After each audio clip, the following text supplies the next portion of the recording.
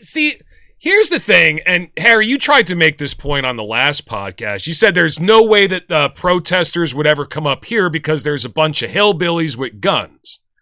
I was like, well, that may be the case. However, the biggest reason why you'll never see protests up here is because, one, there's nobody who's going to pay attention, and two, because we're out in the sticks, and two, because there ain't nothing worth stealing or destroying. We're out in the sticks. We're in the poverty area. Yeah, exactly. We're in the fucking country. There's nobody to watch. It's not going to make a scene. There's nothing to steal. There's nothing to destroy. But, god damn it, it would be really interesting if these fucking hillbillies would get off their ass, come out of the woods with their guns, and fucking start some shit, Harry. Harry, I know that you know how to get in touch with them. Is there like a telephone tree? Is there something we can do? Who do we have to call? Gotta call the local militia down in Red Lion, Pennsylvania. Can we do that? If you want. All right, can we do that right now? Do you have the number? No, yeah, but wait. What are we trying to get them to do? We're trying to get the local militia in Red Lion. You said Red Lion, Pennsylvania? Red Lion, Pennsylvania is the local unincorporated militia. Okay, and they have the telephone tree for all these rednecks that aren't even nationwide. Members. Right, perfect. Tell them to mobilize their people and get down to Minneapolis and start busting some fucking heads. Which heads? Because they'll probably be busted the same heads that the ICE officers are. That's what I'm saying. I mean, it'd be way more interesting and way more correct according to the narrative we're all fed if these fucking, because I hear this all the time, oh, the left is rioting again. Can you imagine if all of these people, all these gun owners, all these right-wing gun owners would come out of the woods with their, I've yet to see it. I've yet to see it, motherfuckers. What's holding you back? Give me some good news. Well, give me a more interesting news cycle. Go get your fucking guns, put them in the back of your pickup truck, and get your flag, your Confederate flag on your pickup truck, and fucking drive down to Minneapolis, and let's have a little show of force. I would love to see some blue-haired people shit and piss themselves. Well, I think it'd be fun. All I ever hear about, even when I went to Tennessee, okay, when I took that job in Tennessee right after the BLM, the George Floyd riots. Yeah, okay? Sure. And my boss is telling me, well, they'll never try anything like that around here. Now, this was actually in a city. It was in Pigeon Forge. They never try anything like that around here. We had our boys who'd come right out of the woods with their... Let's do it! I think it would be interesting. Everybody always talks about this. I never see it. Let's do it. I want to see a show of force. I think it would be entertaining at the very least. Put your fucking guns where your mouth is. But so what are you asking for? You're asking for the Second Amendment people to come out and start murdering protesters protesting ICE, or as long as it's on video. No, they don't want to protest ICE. They're fine with that. Keep the white, liberal, communist, socialist son of a bitches out of my neighborhood. So, Talking Head, to answer your question, what I am asking for is I am asking all these people that keep saying, can you imagine what would happen if the right wing wasn't law and order? Blah, blah, they have all the guns. They're in the woods minding their own business. Stop minding your own business. Give us something interesting to talk about. That's what I'm fucking saying, Talking Head. So my whole thing is they're only for law and order when it's for them. I've been hearing this bullshit for years. And I've never seen the rednecks come out of the woods. Maybe we do need to call the militia. Can we get the number? Can we call them right now while we're recording? Well, so we had that happen. What?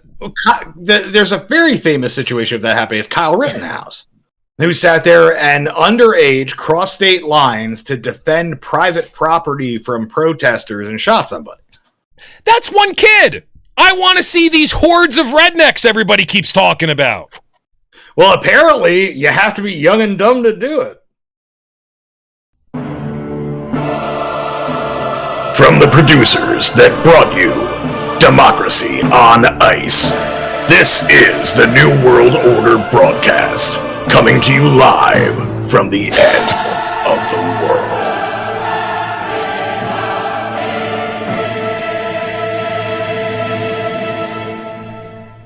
That's correct, ladies and gentlemen. You are watching the New World Order broadcast. We are coming to you live from the end of the world. I'm your host, the Hat Man.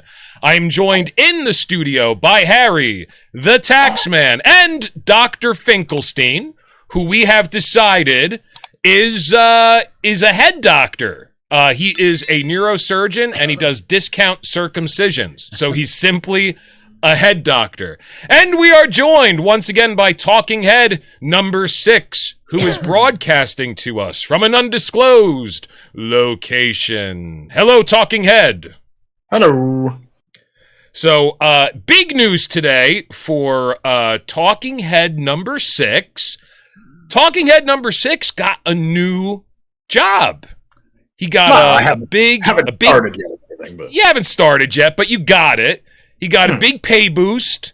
He's going to be putting in less hours. And he's going to have every weekend off. I mean, it's almost like he was working out in the fields, and he just got a promotion to house. How does that make you feel, Talking Head?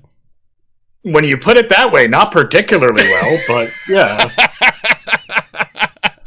I had that planned like all fucking morning, and I was like, I wonder how he's going to react to that. He's going to be a great American now. Instead of paying $13,000 a year in federal income taxes, because he doubled his salary, he's going to be paying $27,000 federal income tax. How does that feel to be a great American? You're contributing more now. Well, yeah, I mean... I just left the hard R on there, too, huh? Yeah. Oh, I'm definitely going to edit it out. I'm not stupid. I just wanted to see a reaction. Yeah. Oh, dude, I'm definitely going to edit it out. I'm not an idiot. I just wanted to see what your face looked like. But he's a real good, expensive POW now. Yeah, exactly. Hey, listen, I'm just fucking with you, dude. Seriously, though, you're working, like, 2/3 of the hours that you were putting in, and you almost doubled your salary. Talking Head, here's to you. Cheers. Salud. Here's my dog cup. Your dog cup cheers with your Jägermeister in it. But seriously, man, you had kind of a hard journey in the work market. I mean, this is pretty much the first job you've ever had where you're still doing the same thing. You're fixing ovens, but tell the story. I mean, how did it? Because it's pretty cool what you did. Oh, I just I was working on some equipment, and somebody sat there and jokingly was like, "Hey, if you ever just want to work directly for us," and I was like, "Hey, what you offering?" Yeah, and the guy was like actually surprised. He's like, "Wait, seriously?" And then you guys had a conversation about it, right? Yeah, we had a conversation, some back and forth, and then, sat there and finalized everything as far as verbally goes. I still have to get the actual official job offer on paper. I gotcha. Well, listen, man, it's pretty awesome that basically you ended up on a job and you created a new position for yourself. Opportunity knocked and you fucking answered, man. I mean, that's fucking cool, man. Not a lot of people would have done that. Nah, yeah, I think a lot of people get scared about stuff like that, or get happy in their little rut. It's like, exactly. I'll take improvement. Yeah, exactly. Like, well, there's going to be a lot of change. How am I going to do this? But no, you took a meeting with these guys, and this guy owns a franchise. I'm assuming he's got like a bunch of stores, so you're going to be overseeing maintenance for all of this guy's stores.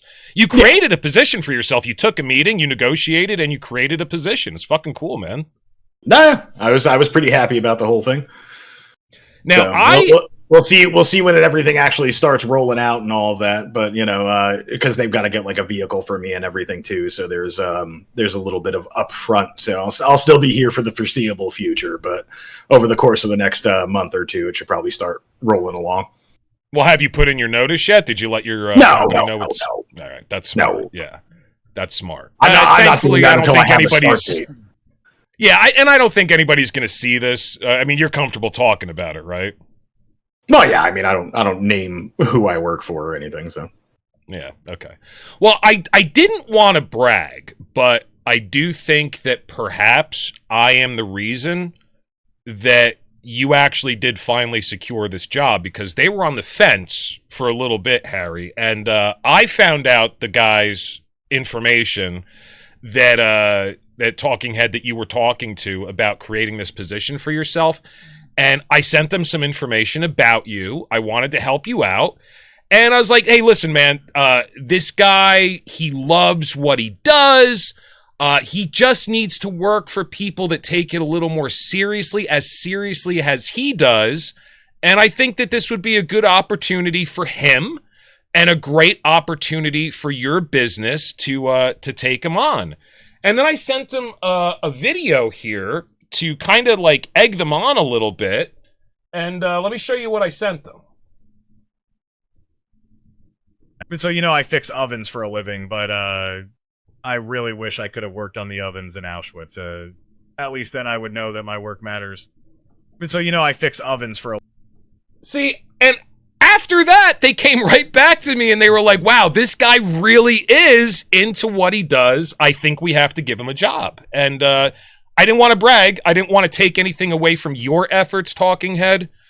But I kind of feel responsible for your success in a way. Well, I mean, I wouldn't take too much credit for it, since that's obviously alternate universe married me, so he probably already has a better job and turned them down. That's true. AI did put a big old wedding ring on your finger. I forgot about that. By the way, you look like you lost some fucking weight. Did you lose more weight? No, I think I'm still probably around the same. Yeah, all right. Well, but thank you. I'm glad I'm carrying it well. I haven't masturbated in a while. Maybe I'm just horny. I don't know. I'm just horny. People are just looking more attracted to me in general. It's a possibility. It's a problem. Yeah, Harry walked in here today in his long johns and his bathrobe, and, you know, my pants got a little shorter. I was like, what the hell, man? What's going on? Yeah. It's just kind of where my head's at today. I don't know. But anyway, I did want to offer you sincere congratulations. We sent you out a card, or actually it's still sitting there because it's fucking snowing, so we'll go to the post office on Monday. We got you a card. That's why you asked for my address. I was wondering what you were sending, because actually this is a little tangent we can get into. So sure. my postal carrier has stopped delivering our mail, essentially, or delivering it properly. Wow. So there's this neighbor who has been parking in front of our mailbox on the side of the building, so close that I think the postal carrier got annoyed that they were having difficulty getting into it, so they've been leaving our mail on the steps. Jesus Christ. That's not good. Yeah. I mean, is it just like blowing all over the fucking sidewalk? Maybe sometimes. It said, like, you know, sometimes I find my mail on the table in the hallway. The USPS delivered a small package that could have like fit inside of our mailbox and just left it on top of the mailbox. And our cat's medication got stolen as a result, because it wasn't there when I went to fucking get it. So now we're dealing with trying to get that replaced. Well, listen, you have to find out what office is responsible for delivering your mail, and you have to request to talk to the manager. Find out who the postman is that does your route. Tell them what the issue is, and hopefully the manager can go to the carrier, and just straighten it out. If that doesn't change anything, then you have to find out where the main office is for your route, and you have to talk to the postmaster general. See, my whole thing is, why aren't they like isn't that, like, I thought it was a federal offense to impede the delivery of the mail. Shouldn't that car be towed? Yeah, I don't think these guys, see, I used to work for the post office for a second. These guys don't seem like the type of people that are taking their jobs all that seriously. Talking Head. Nah, I heard you. Yeah, hey, Harry, you remember the stories that I told you about the way we used to handle... You get a promotion and demotion at the same time. Oh, well, yeah, for me, yeah. And by the way, is he getting his mail from Tijuana, Mexico? Why? Maybe the cartel sends him some good medicine. For his cat? Maybe I'll get some of that famous Venezuelan fentanyl. Yeah, right. Well, hey, if you do, make sure you bring enough for the whole class. You want to share that shit. Yeah, so when I was working for the post office, what Harry's referencing, they gave me a demotion promotion. So basically, I got promoted to a full-time position, and what that entailed was a lower hourly wage. And I went from working 7 to 8 hours a day to working 13 hours a day, but only getting paid for 8 at a lower wage. You weren't technically working on part of that because they were making you do that bullshit split shift stuff. Yeah, but my office is an hour. Where are you going to go? House. Yeah, exactly. Yeah, what am I supposed to do for those 5 fucking hours? I'm going to drive back home an hour and 20 minutes and then come back to the office an hour and 20 minutes? Like, what am I? I'm going to take a nap for an hour and come back? Fuck off. Seriously. There is a lot of porn on the internet. That's true. But you can only go so many times, and I don't know what your record is, my friend, but 1 or 2 hours, I mean, it's not going to fill up the time. It just depends on whether or not you have lotion, otherwise it gets chafed. It does definitely get shaved. But dude, with your new position, I wanted to ask you this because I remember the feeling when I was running my own business, Harry. Harry, I think I told you this story too. I took, at that time I had a handful of friends. I don't anymore, but at the time I did. Talking Head was one of them, and I was like, I've always wanted to try going go-karting. But you don't want to do something like that by yourself. So I took a few of my friends and we went go-karting. And it's a little pricey. It was an indoor place in northern Jersey. Yeah, it gets expensive fast. Gets really expensive really fast. Yeah, it's like more expensive than golf, unless you're at like a really high-end country club where you're paying $300,000 a year. But if you're doing like a public course, it's more expensive than golf. So I did one loop around the track. I didn't enjoy it because my car was fucked up and I just kind of lost my appetite for it after that. But, I was like, yeah, you guys go. I'm just going to watch. Got myself a slice of pizza or something. And then you guys did another round. You came out and you're like, and I was like, well, go again. I don't give a fuck. And you're like, dude, are you sure? I was like, yeah, I don't care. And you're like, okay, I was just checking. I don't know what your budget is. And I looked at you and I said, dude, I don't think I have one anymore. And when I realized that I could say that in earnest, truthfully, I sincerely did not have to worry about money anymore. It was a non-issue in my life with like things like that, just like day-to-day stuff. As soon as I said it to you, like I realized it and I felt like this weight that had been on my shoulders since I was a teenager. I did not know that was on my head. Yeah, it's like a monkey's on your back, but you don't realize it until it finally jumps off. You're like, oh, wow, that's a relief. You know what I mean? Yeah. Like, it was just like, it was just the way that I felt every day when I woke up. And then when I realized that, to me, it was huge. I mean, have you gone through that experience yet? No, I think that'll probably happen once I actually start working because, I'm still doing I was out I didn't get home until 10:45 last night. Okay. That's actually why I woke up so late is because the video game that we play, Marvel Rivals, just had its season 6 update and I wanted to play Deadpool on it. Mm-hmm. So it's like I stayed up way too fucking late last night playing. Oh, you were telling me that why is playing Deadpool fun on this? Harry, you know who Deadpool is, right?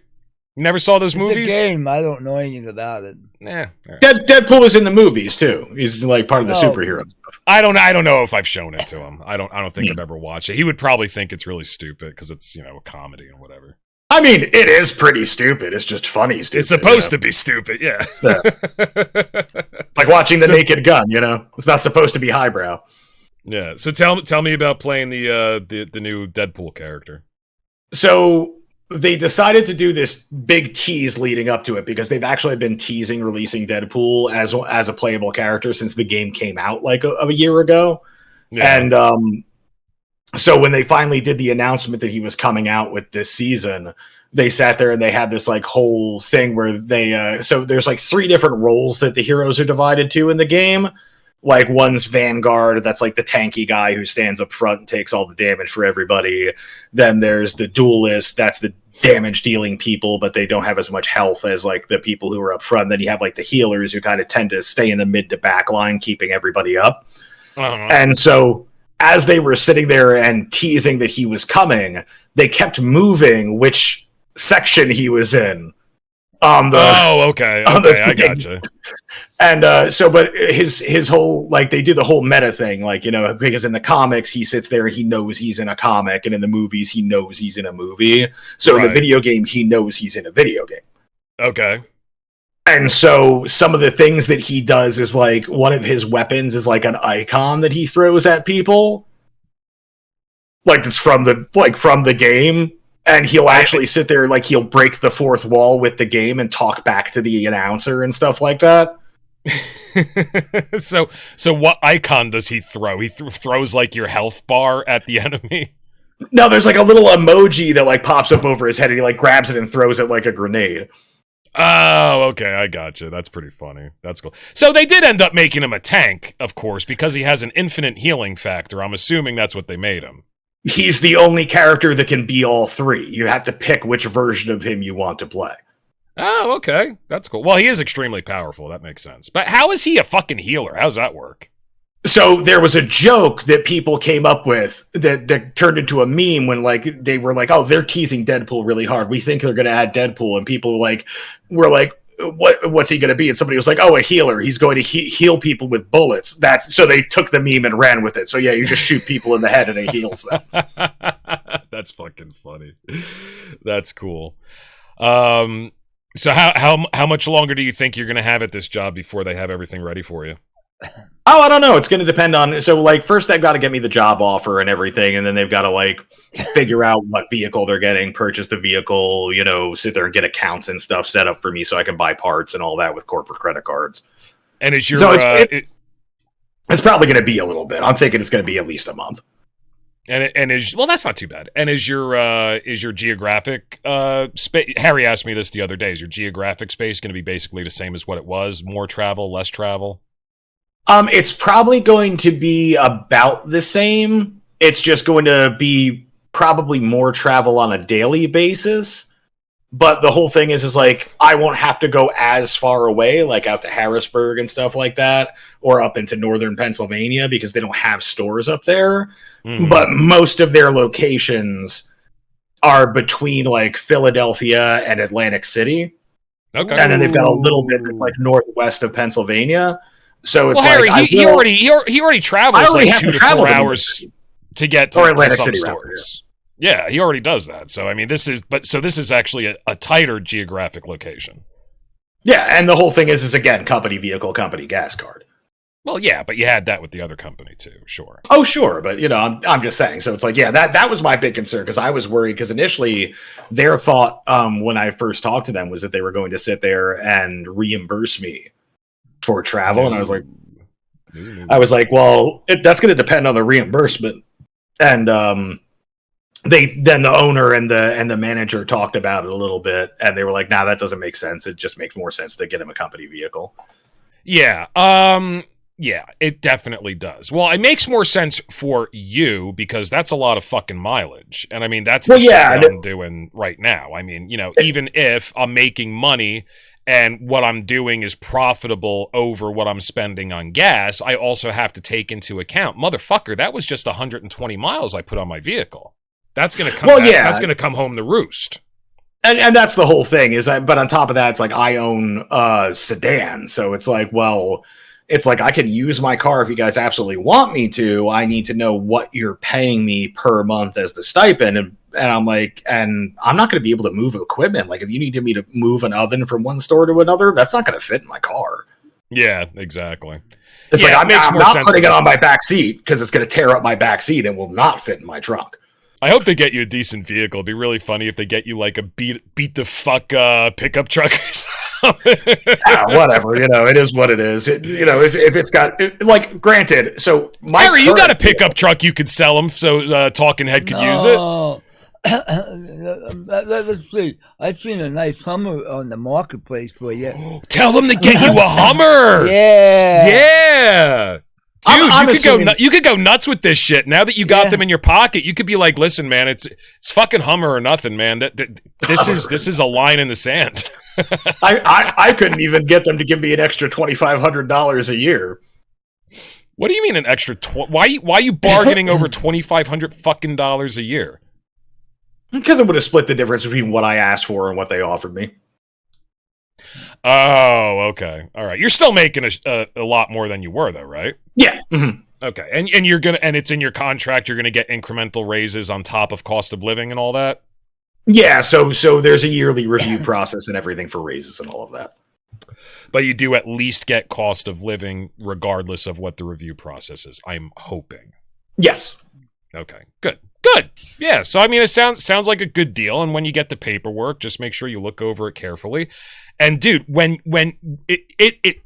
you go through that experience where you realize you no longer have to think about money for normal everyday shit, it's a physical sensation. I swear to Christ. When that happens to you, I want you to call me up right away, and if I don't pick up, leave me a voicemail. I want you to describe exactly where you were, exactly what happened, and exactly what it fucking felt like when you went through that experience. Because I guarantee you it's gonna fucking happen, and it's the best feeling in the fucking world. Nah, yeah, I hear you. I'll take you guys out to dinner at some point to celebrate. Yay! Harry, we got to find a really expensive restaurant.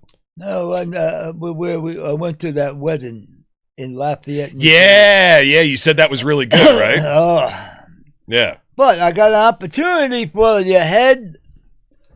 What's that? I'm going to drop $2,000 on the Milford Theater, and we're going to do a live broadcast for the New World Order in the town of Milford. And I want you there. I want you and the Hat Man there, and we're going to do a live broadcast in Milford. This is such a bad idea. It's a terrible idea. It's a terrible idea. Harry is not letting this go. What makes you think anybody is going to show up to watch this, man? We can't even get views on YouTube. No, I'm going to make another 4x8 sign and put it on my pickup and parade around Milford for a while. Well, that'll do it. Well, honestly, to be fair, the only video that's still consistent, because we on YouTube used to get an average of 188 views per video, which I know is jack shit. But overnight, something happened, and it went from 180 to 3. Now our average views per video are 3. And it's me, you, and someone else. Yeah, exactly. Our subscribers keep going up. We're up to 72 subscribers, but somehow our view count has gone down to 3. Every short we put up, 0, 0, 0. Then one's like 600, 0, 0, 0.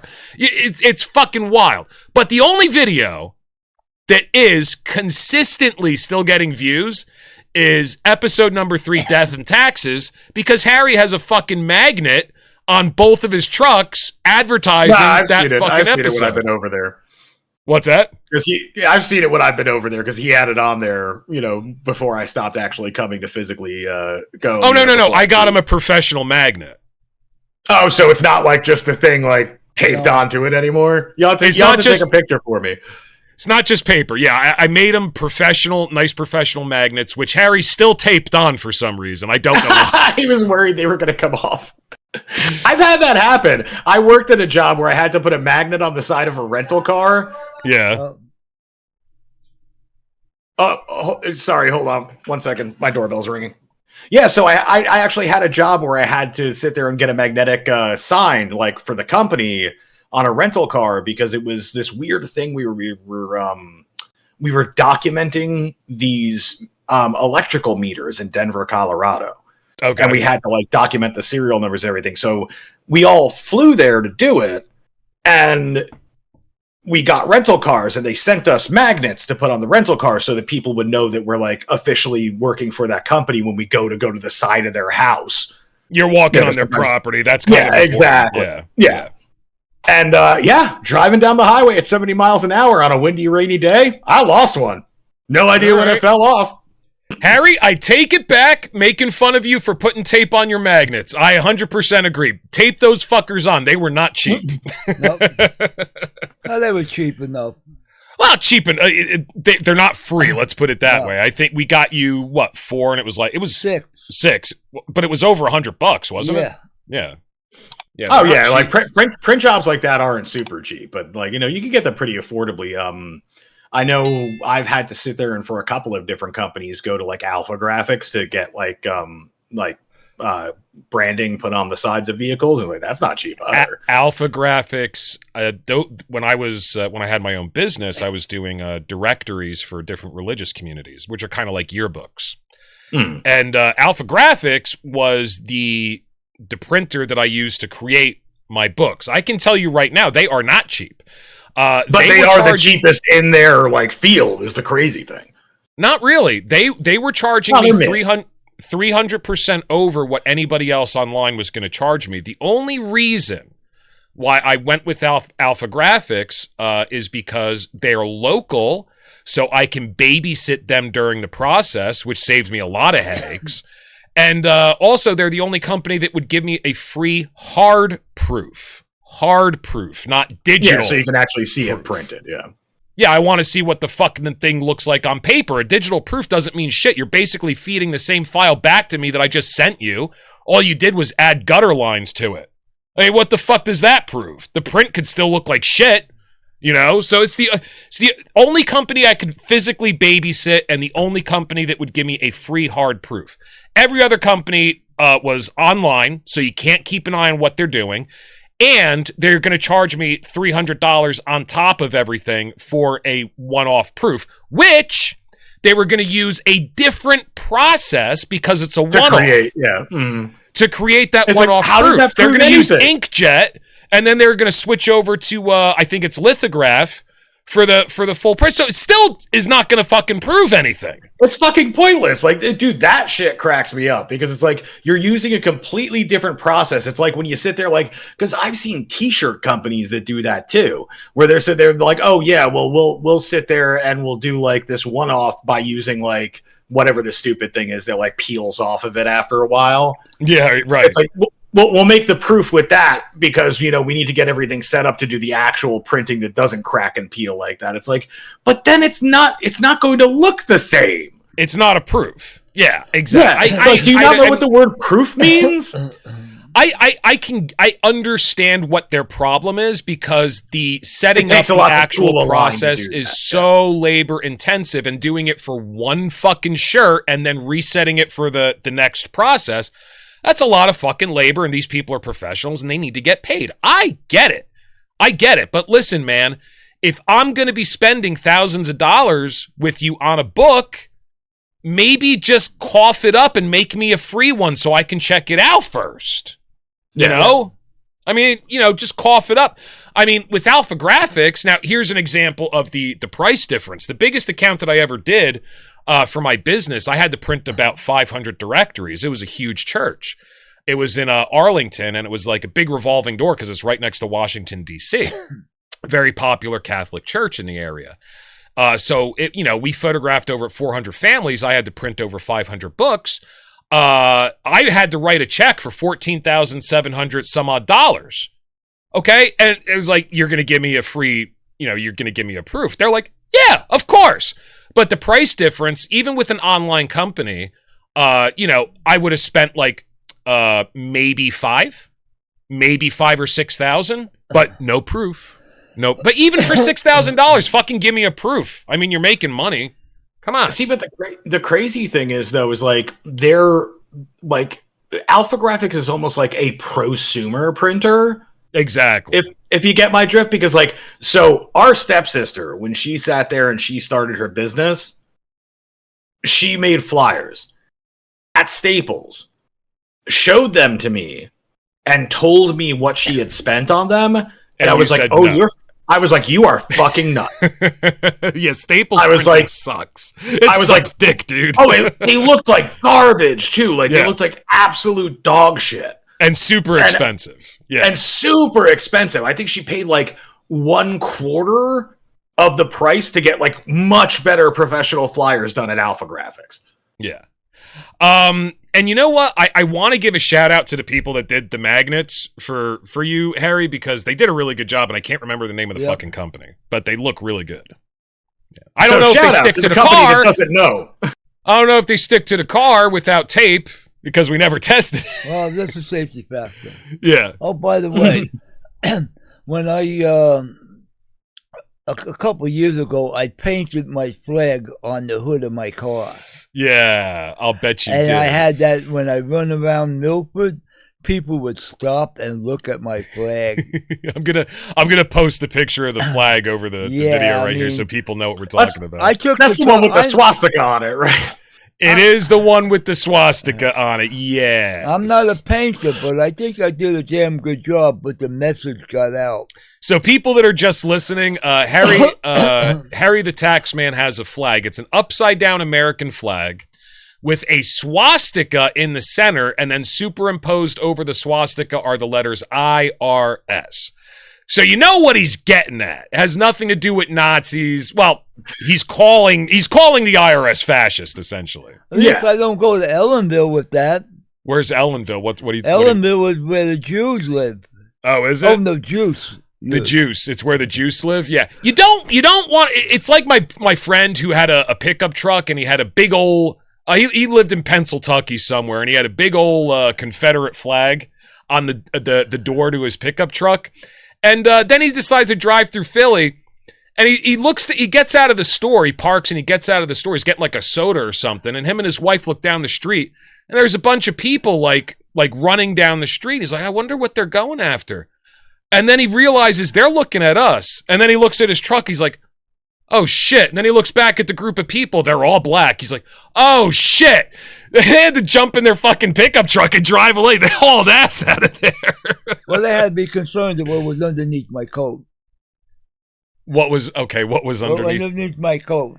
Okay. My Mac 10. Yeah. But my friend Mac. Your friend Mac. Yeah, but you didn't go to Ellenville with the flag. No, I didn't. Yes. Okay. Just to be clear. You didn't go to Ellenville with your flag. No. So where were you where you're hiding your friend Mac under your coat? Everywhere else? I was going to go I went to some bad neighborhoods. Mm. But I'm not afraid of the black man. The black man, once you take the first shot, everybody else runs like a rat. Well, but the Jews are I would say that for most humans. Yeah.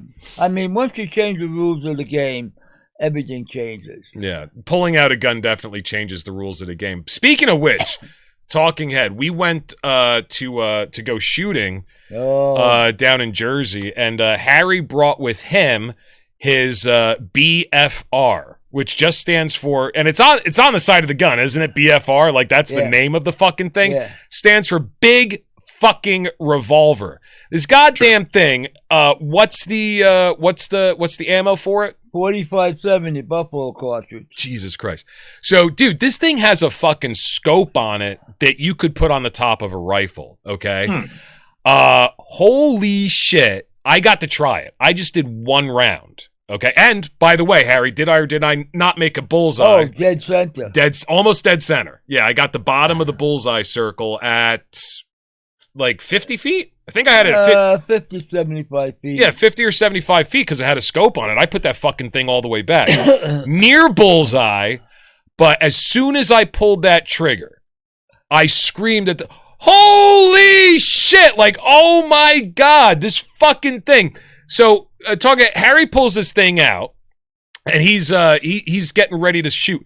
Dude, both of the range guards and the guy who was in the aisle next to us both stop what they're doing and come over with their phones, recording Harry with this BFR. I wish I got video of them recording him because I would show it. I didn't think of it, because I'm present. I don't pull out my phone for everything. I'm in the moment.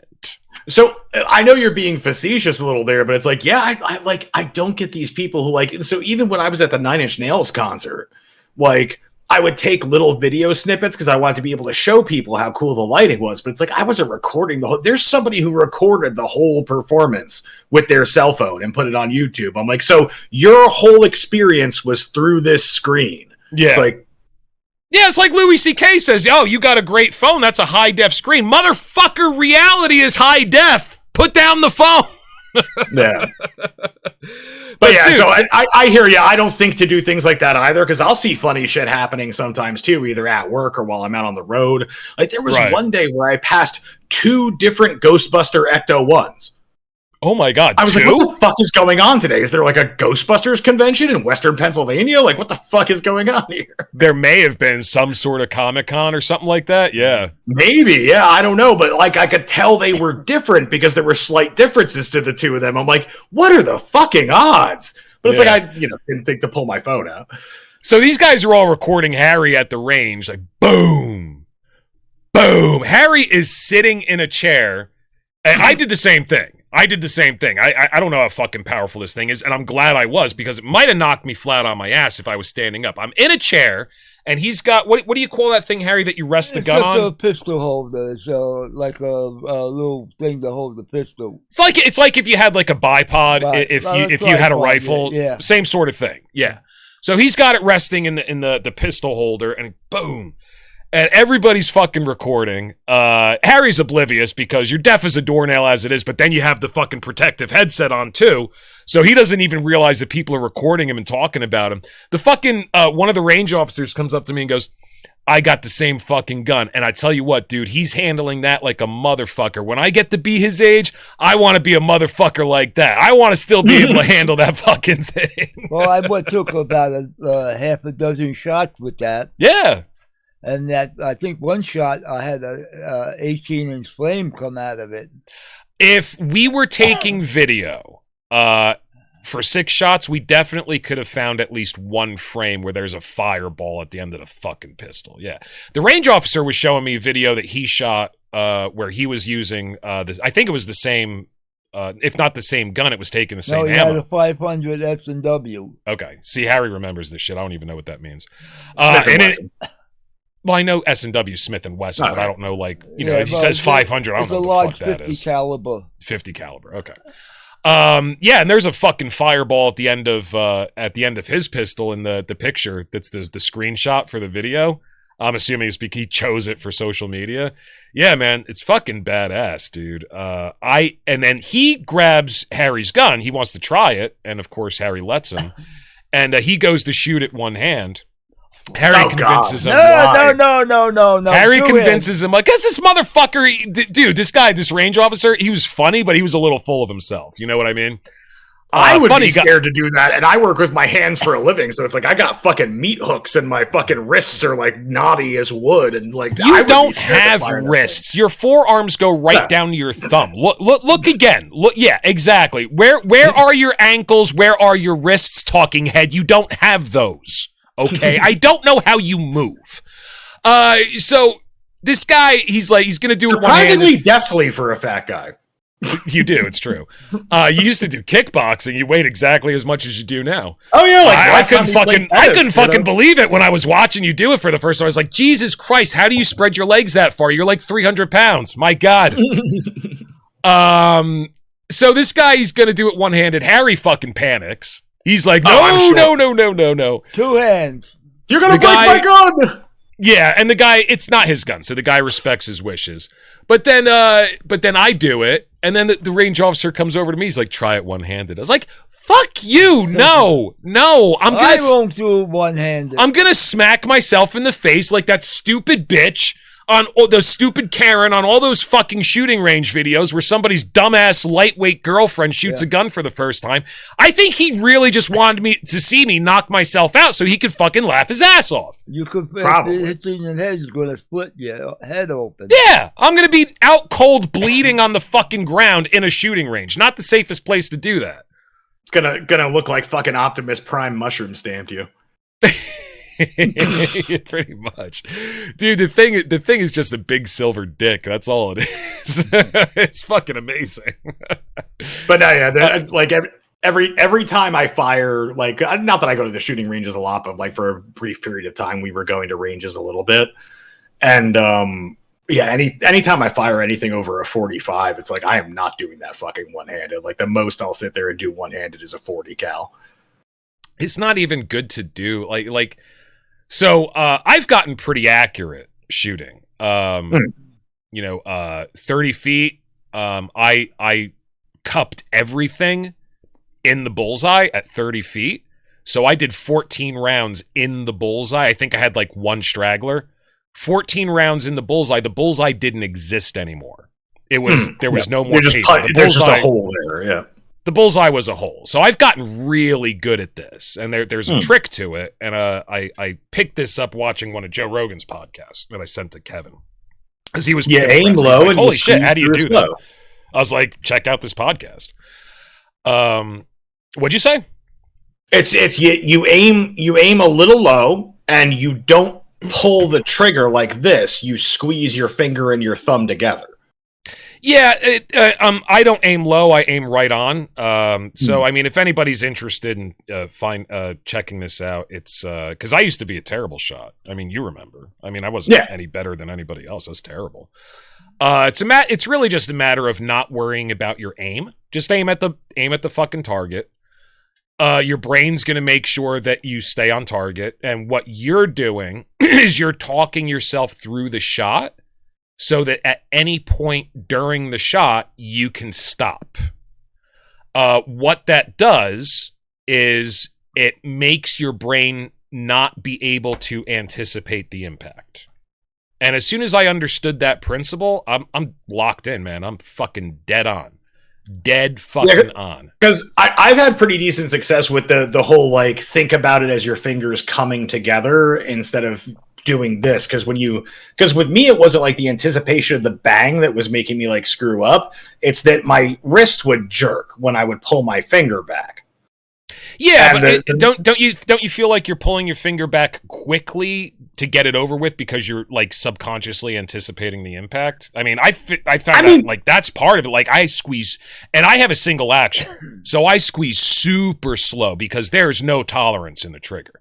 There's no give. There's no give in the trigger. So I'm squeezing my hand together so slowly as I talk myself through the shot. I'd probably be even more accurate with a double action because at least then I have some room, you know?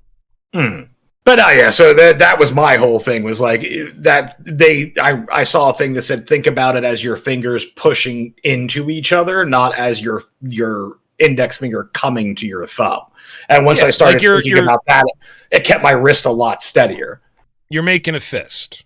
Yeah. Slowly making a fist. Mm-hmm. And you can't now. I tried to do like rapid fire because they allow it at this range. I tried to do rapid fire with I had 14 rounds in my clip. Not nearly as accurate. I wasn't very good with that at all. The first shot was right on, but nothing else was. So yeah, I mean, I'm more interested in being accurate, so there's no reason that I would shoot anything one-handed anyway. It's fun for me to see if I can hit the bullseye, you know? Although I will say it was a lot of fun back when we lived near Lancaster and we went to that outdoor firing range that they had. Oh, dude, that was a blast. You could just bring watermelons and cans and shoot to your heart's content. Yeah, we were just shooting like gallons of water and stuff like that. But it's like the one thing that was a lot of fun was I remember being like, oh, hey, can I borrow your handgun? Because I want to dual hand it. And it's like, that does feel cool, but you cannot hit shit like that. You were doing like Matrix, like yeah, that's fun. I think I tried that too. That is fun. I handed you because I had a 40 caliber Smith & Wesson and you had a 38 Taurus that was nickel plated. And so, I borrowed yours and did it. And I was like, here. And I loaded up a clip of mine and handed mine to you so you could do it too. It's like, man, it is tough to aim doing rapid fire two-handed. Also, I have to say, and Harry, I know you don't agree with me on this, but I'm going to say it again. Taurus, the worst brand of gun ever made. Do not buy a Taurus. Every time I see somebody buy a Taurus, because like my ex-boss, Sherry, she got a gun recently and like sat there and showed it to me. I'm like, oh, fuck, it's a Taurus. Yeah. I mean, this thing would jam up all the time. It's not the gun, it's the ammo. No. See, here's the other thing about because Taurus. the gun is not made as good as other guns. No, I get it. And if I was using like steel jacket, maybe it would have jammed less. But I was using copper, motherfucker. And but here's the other thing about a Taurus. Now, this wasn't. Here's what happened. So I bought this gun because I thought it looked nice. It was nickel plated, very shiny and pretty. Yeah. Nickel plated. It's my very first gun. Gun. Wooden handle, double action, which I like. You know, you had a hammer you could pull back. The action was nice. It wasn't too tight. The gun was nice and heavy, which I like. I don't like light guns. I liked it.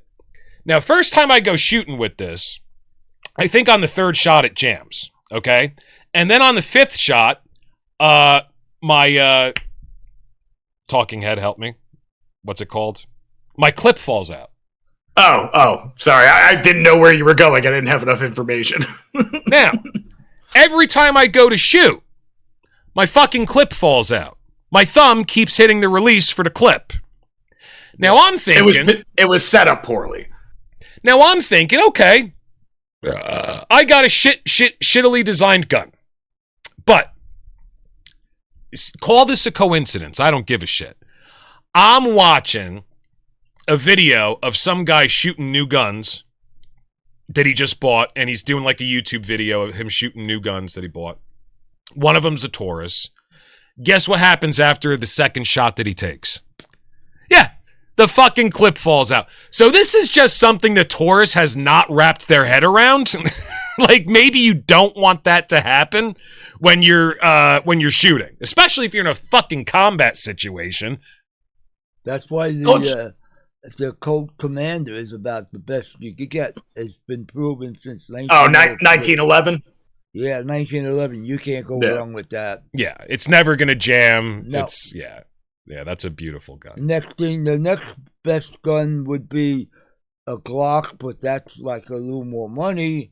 And if you want a mid-price gun which has got good quality, you get a Ruger.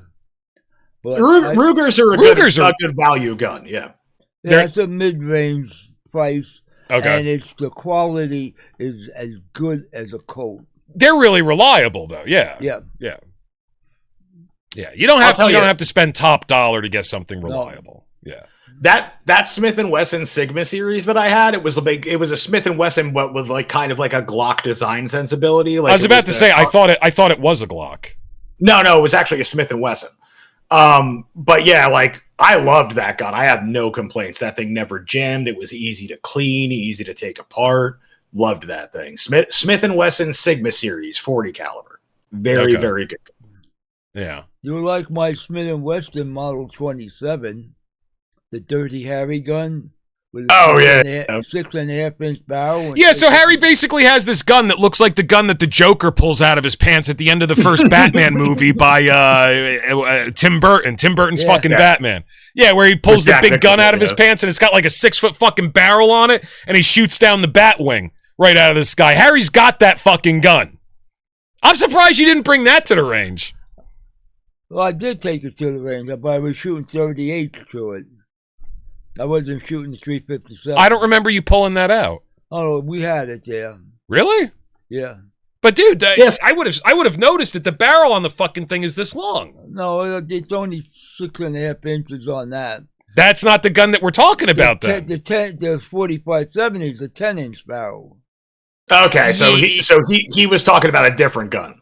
Yeah. Okay, because dude, you got one where the barrel's like 2 fucking feet long. The black gun. Yeah. Yeah. That's what I thought you were talking about. The black gun is only a 6.5 inch barrel. The BMF is a 10-inch barrel, and I got a Ruger cap and ball gun with a 7.5 inch barrel. Which one's the one that has like the fucking 2-foot barrel? What's that? He just listed you the barrel. That's the stainless steel BMF. There's no way it's only 10 inches, dude. There's no fucking way. It's got to be longer than that. So the barrel is 10 inches. The gun is then at the end of it. So he's just talking about the end of the gun coming from the trigger forward. Yeah, well, that's the 10-inch barrel. That's the biggest one. That's the biggest one? Yeah. I still could have sworn that it was fucking longer than that. It looks bigger because the gun itself is another 4 inches. So well, it's like a 14-inch gun. on where the cylinder is, and you got another 3 inches and where the handle is. Okay. So you got a 17-inch. All right, I see what you guys are saying. It's like 17 inches. I see what you guys are saying. I just I'm surprised that I hear 10 inches. I'm like, thought it was fucking longer than that. I'll take your word for it. We got bigger things than that. An experience that Hatman has had before. I thought it was 10 inches. Guess not. Yes, my gaping anus has been disappointed on many an occasion. Those guys on Grindr, false advertising, man. They got to knock that shit off. Yeah, it's the same thing with Subway. They got sued for that shit. You've noticed that the world is ugly. Ever wonder why? Here's one reason. The art market isn't about beauty anymore. It's a money laundering scheme for the ultra rich. Think about this for a second.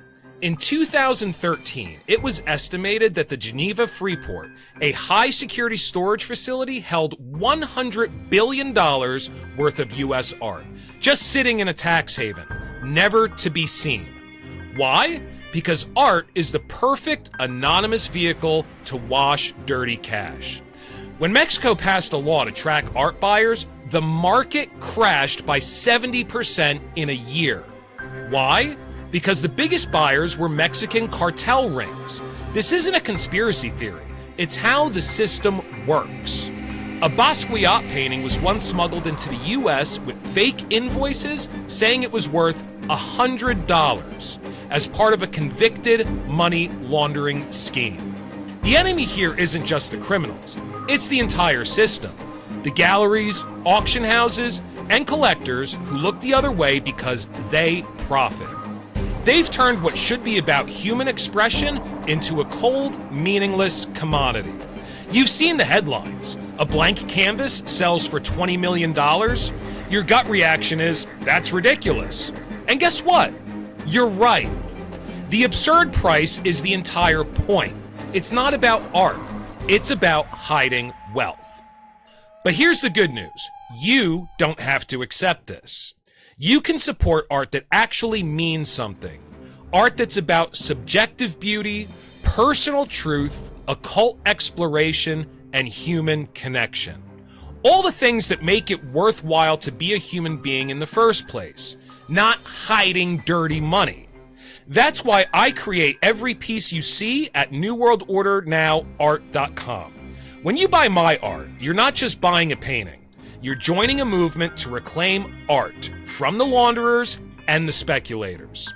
This work won't be available to museums or galleries. They're for you, the people who still remember what it means to be human.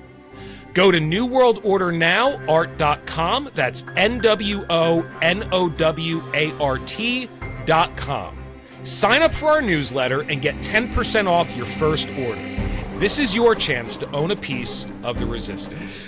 All right, well, I wanted to get into, we like to receive comments on our videos, and Harry is very big into receiving comments. So, anytime somebody gives us a comment, I like to give them a shout out and talk about the comment on the podcast. So because you are a holla back girl.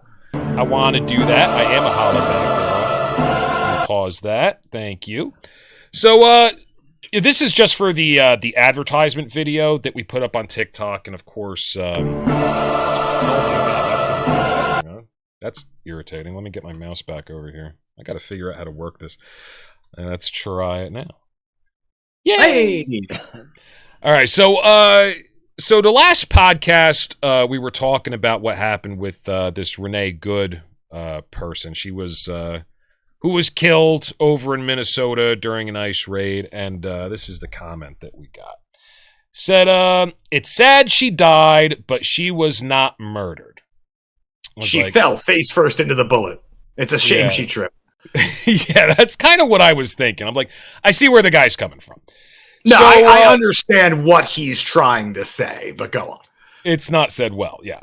I said, I think you see I think what you see when you watch the footage depends on what you already think. It's what we discussed in the podcast. Honestly, I can't seem to come to a personal conclusion on the matter. Thanks for the comment. Watch the episode and give me your opinion, which he did not do. He just started reiterating why his opinion is correct, that he watched it from and every somebody angle. hearted it. What's that? Somebody hearted it.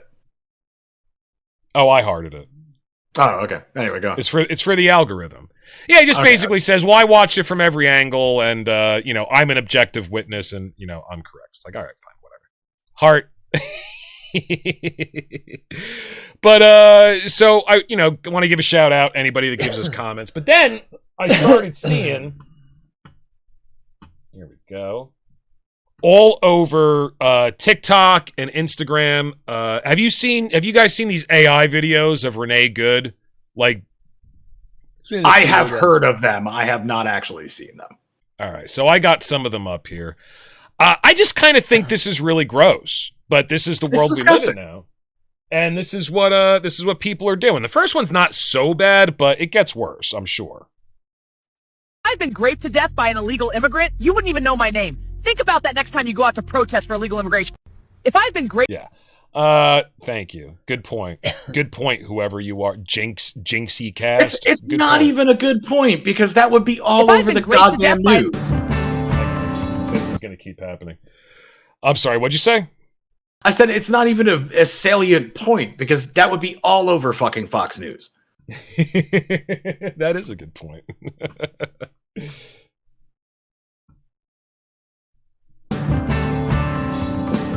You're protesting and rioting about my death, but you cheered when Charlie Kirk was killed? You're not compassionate. You're brainwashed. You're protesting and... Ready for Minnesota? You know what? I'm sorry, officer. My partner abuses my kids, and I'm not in a good state of mind. Please take me to jail. You know what?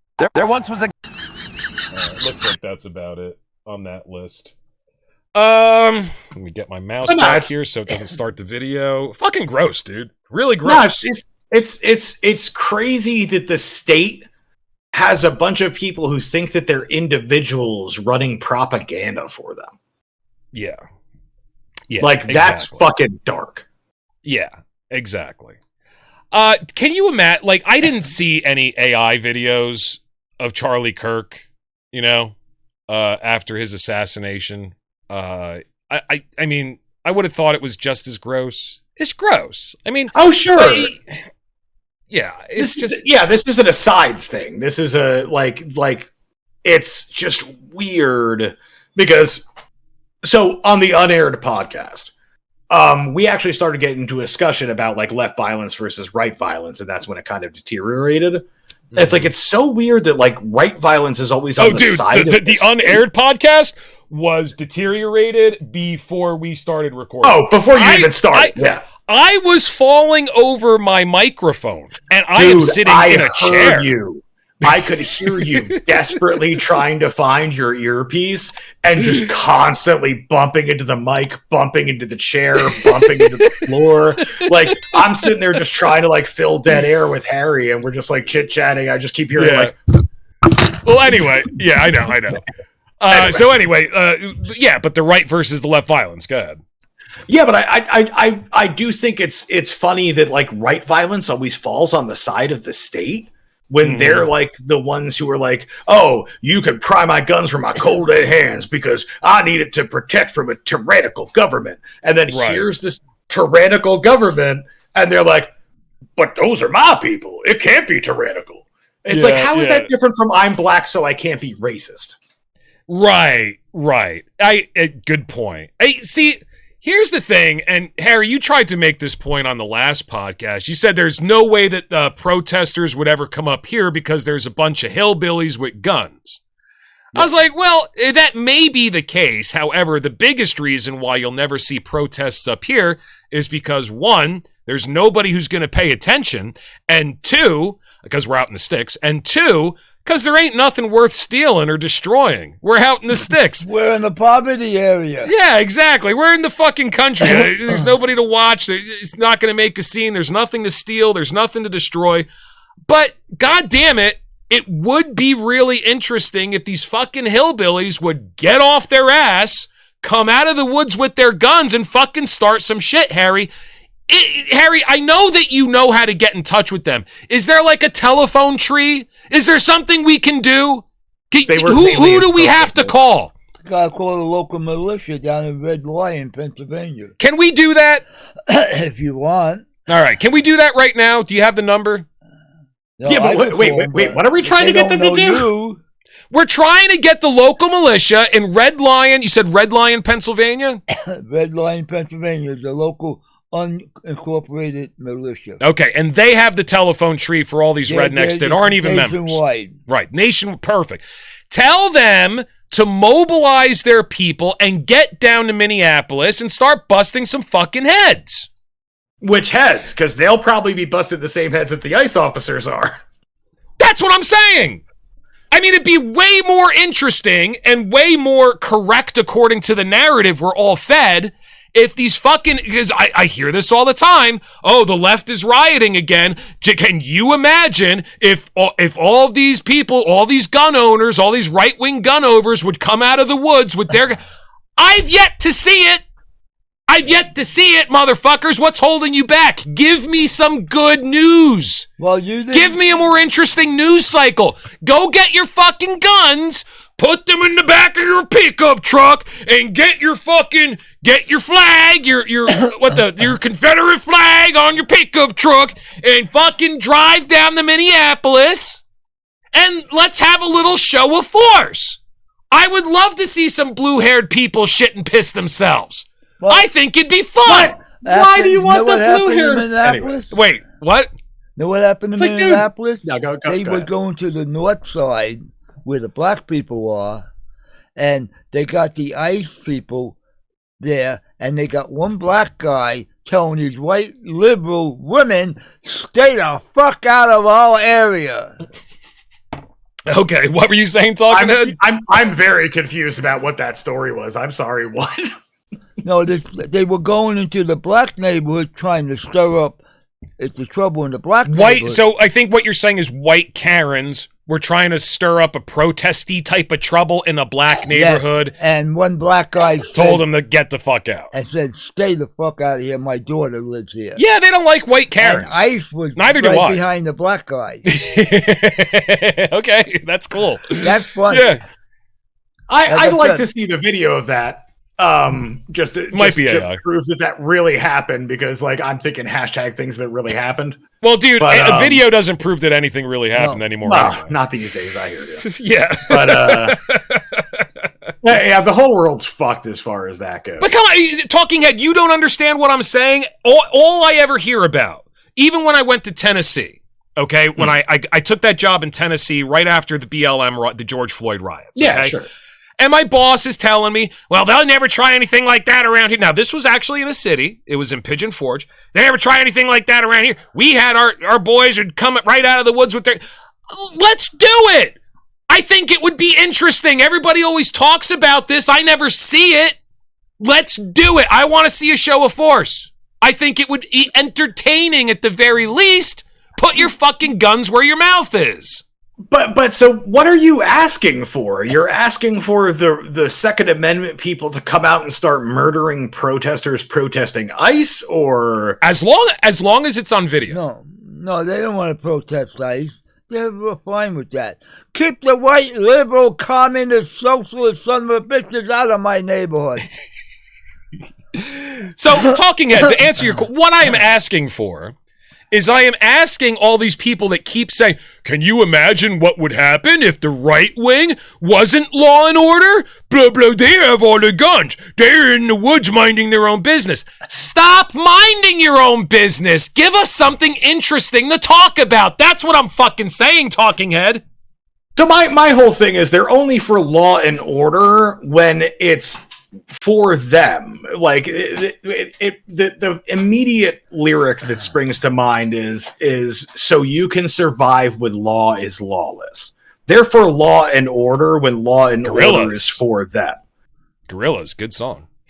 Mm-hmm. Clint Eastwood, to bring it all back to the Dirty Harry reference. But I mean, you know, I've been hearing this bullshit for years, and I've never seen the rednecks come out of the woods. Maybe we do need to call the militia. Can we get the number? Can we call them right now while we're recording? Well, so we had that happen. What?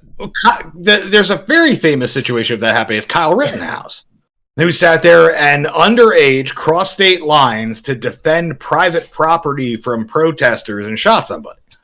That's one kid. I want to see these hordes of rednecks everybody keeps talking about. Well, apparently, you have to be young and dumb to do it. I mean, yeah, point taken.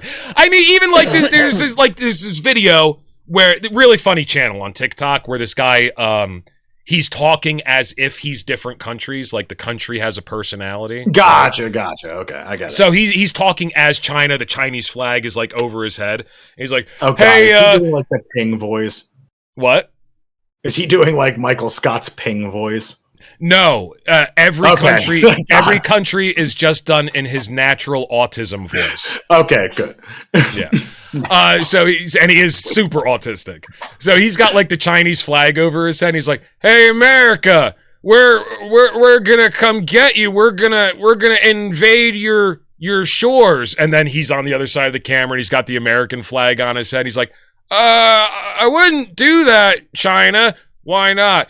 I have way bigger military than you do, and even if you manage to make it here, I have rednecks. What are rednecks? Well, they're just people that live in the woods and they collect guns, and as soon as they hear you're coming, they're all gonna march to the shore. I don't think my military has to do anything. Like that's the joke. And it's funny. It's funny, but I've been hearing this fucking joke for years, and I've never seen it in action. Let's go, right wing! Wake up, white people! Come on! Give us something to watch! But that's the whole thing, is that, like, they're not going to do that. Unless... Why? They keep threatening, they keep sucking their own dicks off over it, but they never do it. But whenever the government is openly tyrannical, it's openly tyrannical on their behalf. Let's look at COVID, buddy. Sorry, that's not a thing.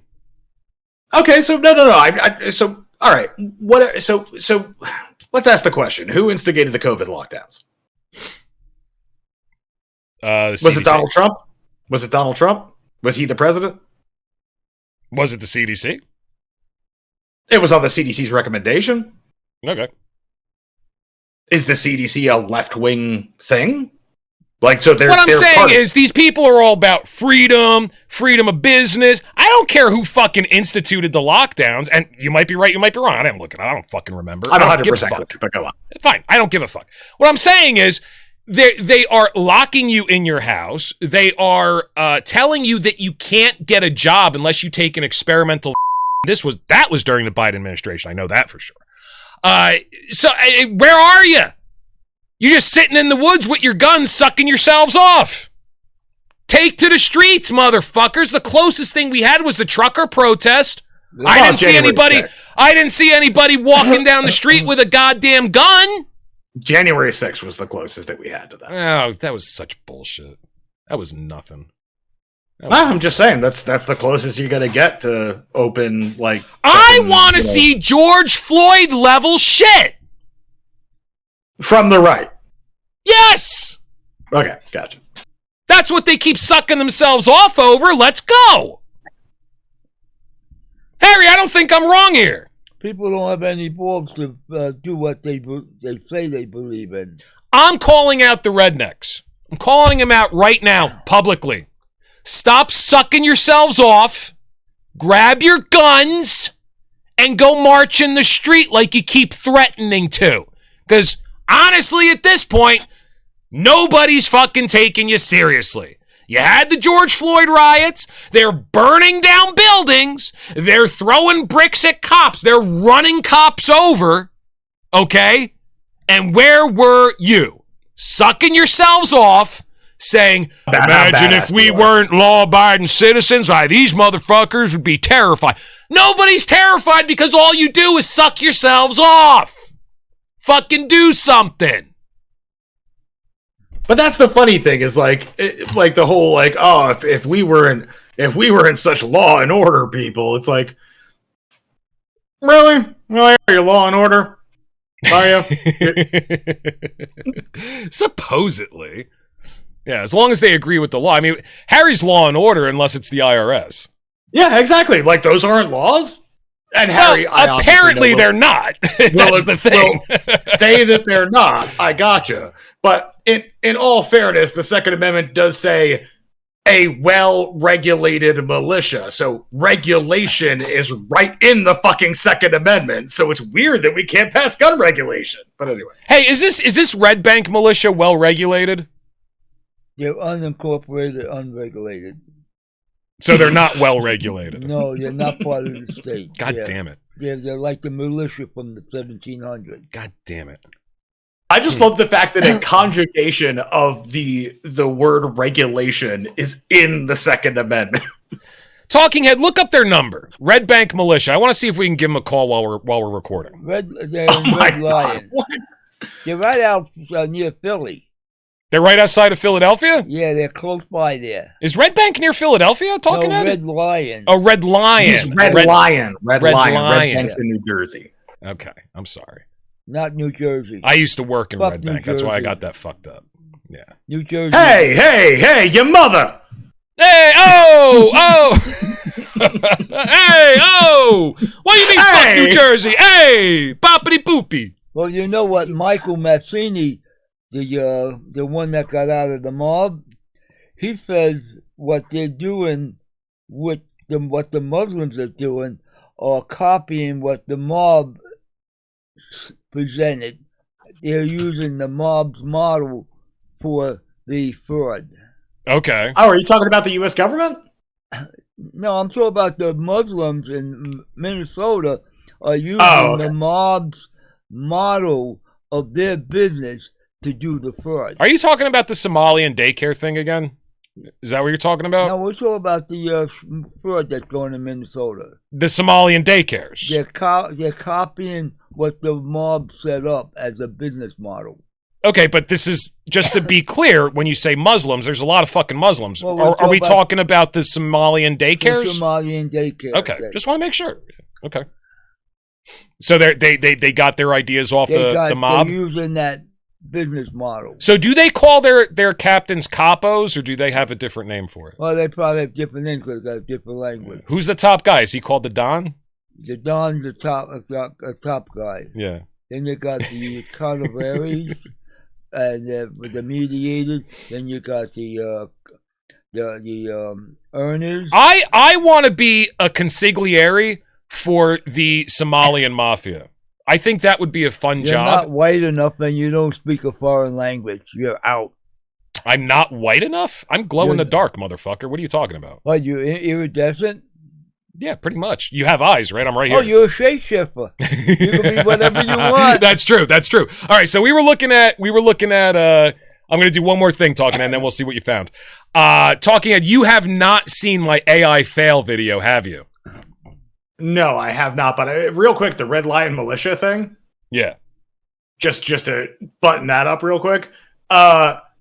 So apparently a member of the Red Lion militia in Red Lion, PA, in 2001, attacked an elementary school with a machete.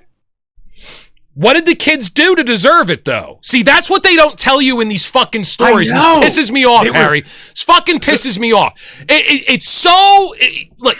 listen, okay? It's so bad. I beat the fuck out of my wife. Nobody ever asks, what did she do? Because she's fucking been pissing me off for years. She fucking deserved it. It was the straw that broke the camel's back. She didn't have dinner ready on time. I beat the fuck out of her, and all of a sudden, I'm getting blamed. Now, this guy goes to a fucking elementary school with a machete and starts hacking the kid's arms off. Now, maybe they're stealing his shit. Maybe they're stealing apples from his tree or corn or mushrooms from his land, like Tom Sawyer or the Hobbits in the Fellowship of the Ring. Maybe they're stealing his shit. Okay, now, nobody asks that question. They just get all up in arms over a bunch of dead kids. Okay, I don't see it. I'm not getting it. We need the whole story. I heard that the machete refused to comment. Well, I would trust his perspective more than anybody else's. Oh, he's been inside several of those kids. We're all pink on the inside. That was his only comment. Machete, what do you have to say about what just happened today? Well, what I can tell you that I learned, apparently, we're all pink on the inside. Why is the machete a pirate? I don't know. It looks kind of like a pirate sword, doesn't it? Like a cutlass. I got you. Yeah, it just popped in my head. He should talk like a pirate. Fuck off. Yarr! I've been in these intestines digging for gold, and all I be finding is brown. Oh. So, all right. Tell me more about this. How many kids did he kill? Oh no, I don't know if he killed anybody. It's just apparently he like attacked an elementary school. So if it says he attacked a school, was he like hacking away at the building, or was he actually attacking people? I don't know. I'll have to look it up again. Yeah, with the way the news is these days, they could put he attacked a school with a machete, and he was probably like trying to get gum off the wall or something. He just happened to have a machete. Dude! Well, but that's like with the Rebecca Good thing. Did you see the DHS like the original statement that they put out about how like she like was part of this violent group that like decided to weaponize her vehicle, and it was but for the grace of God and the quick actions of the ICE officer that they weren't all killed by her Kia. No, but that's really fucking funny. Now, I know that she's supposed to have been a member of an activist group that specifically put her in Minnesota. Her and her partner lived in Canada. Yeah. And then the activist group that they were both members of decided, hey, you would be better used in Minneapolis, and that's why they moved down there. Then they trained them. Apparently. I feel like this is like a really strange narrative. Like you don't think that that's weird? Do you think people would act? Because I can't imagine people actually doing that kind of shit. But I guess it's possible. I don't know. I mean, it's possible. I didn't think that any organization had enough money to pay protesters $150 per head to go walk around the street with fucking signs, but apparently that's a goddamn thing. So at this point, who fucking knows? I don't know. Show me the receipts for that someday, please. Because I don't believe the paid protester thing. I know. And listen, man, the people that are saying that, yeah, I got $100 for protesting, blah blah blah. They seem genuine, but they could be bad actors. I don't fucking know. They show up at different protests. Because there's. Well, but Harry, there's been right wing. They call it astroturfing when you sit there and you pay for shit like this, right? And so it's like I'm not saying it doesn't happen. I know it happens. I'm saying that a 7 million person protest where everybody's paid $100 to come. Nah, there's no such thing as a 7 million person protest, dude. I mean, more money than that. The No Kings rally had 7 million attendees nationwide. Nationwide. All right. Well, supposedly that's another thing you have to watch out for. So somebody footed $700 million just to have people stand outside. Yep. His name is. Yeah. George. Okay. If you believe that's fine. Okay. Like I'm not saying it can't happen. I'm saying it seems statistically unlikely. George Soros' money. He got the money. So what's his end game? Well, he's the same guy that turned his own people in 1943 and then sent them to the concentration camp. He's a Jewish Hungarian. Oh, no, a Juice Hungarian. No, so he's Jewish Hungarian. That's fine. No, if you're going to be anti-Semitic, just be anti-Semitic. But yeah. So what did he do? Why are you mad at him? He's supporting all of the organizations through his organizations, and they got a whole alphabet organization one after the other, just transferring money. That's all he does. He wants to. Should be the most the wanted man in this world. And if we could kidnap the president of Venezuela, we should be able to get hold of George Soros somewhere, wherever he's hiding. That's a good point. Well, first of all, you know that's never going to happen because he's a multi-billionaire. Right. Secondly, so yeah, what's his crime? Like, why does he need to be deposed, taken out? Because he funds NGOs? He's engineering his own type of world government. He wants. So what's his end game? What's his ideology? He wants to control everything. That's basically what it is. To what avail? Once you have control, you have to do something. Oh, listen, man, I don't think you have to have a goal in mind to want power, Talking Head. In all fairness, all right. How much power do you kind of do? No, people want power for its own end. For power's sake, okay. Yeah, just like power money. for power's sake. Yeah. Now, money for money. I of course, see things the way that you do. Power and money are tools only. However, most humans do not. They see those as ends within themselves because they're not creative enough to see anything beyond that. You do realize that, right? Oh no, I understand that can be a thing, but it's like to be as Machiavellian. It's more common a thing than otherwise, is what I'm saying, by far. No, but my point is to accuse somebody of being like a Machiavellian actor who's pulling the strings behind everything and making these protests and wouldn't it just be easier to pay Donald Trump? He's got like a coin you can put money into and just be like, hey, do this, bro. Well, we know what works with Donald Trump is threatening. That's why he's become a Jewish shill overnight. So if you have dirt on him, we know that works. What's that? It's lining his pockets that works. He's got several cryptocurrencies that you can buy anonymously and suddenly get pardons. Look at that. Oops. Yeah, I hear what you're saying, but I mean... He's pay for play. Like, so if George Soros wanted something from Trump, he could just pay him. I don't think that the state of Israel could have given Trump enough money to become an Israeli shill. They needed that Epstein shit on.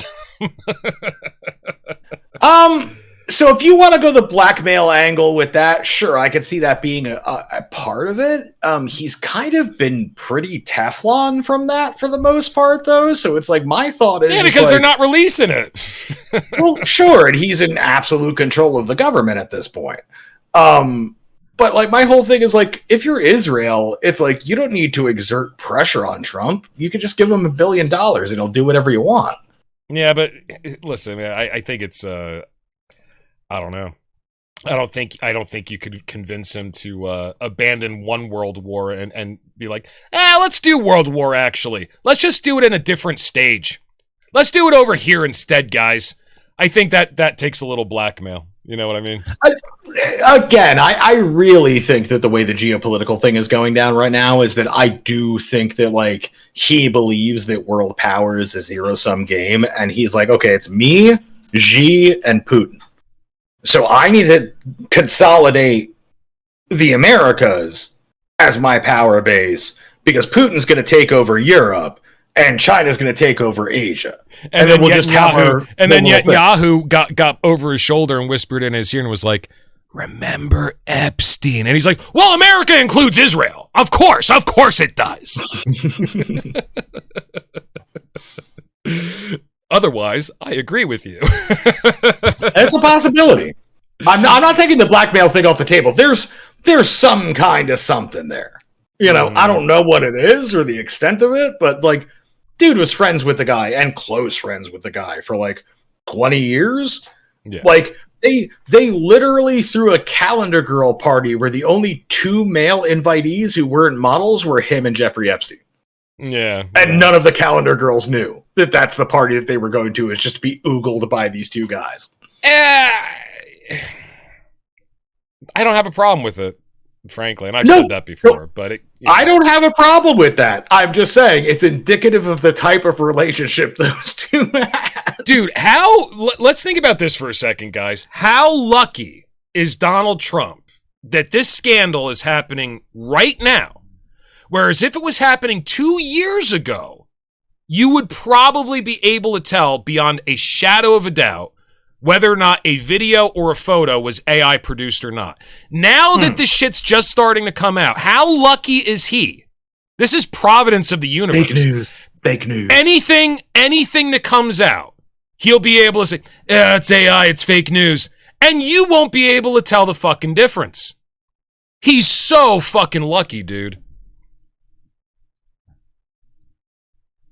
I don't know, this is why everybody needs to support their local journalists, because and I mean this like absolutely, like I'm being po-faced, but like seriously, it's like these are the type of people who hunt this shit down. Are like, no, this is definitely real, or no, this is definitely fake. You know, they're the people who prove to you why it is real or fake. There are plenty of people that are on the payroll with that shit too, dude. So I said local journalists. I don't support or trust. I don't support or trust any fucking buddy else's opinion. I will look at myself. Yeah, sorry. Well, then reality no longer exists. So I don't think it ever did, dude.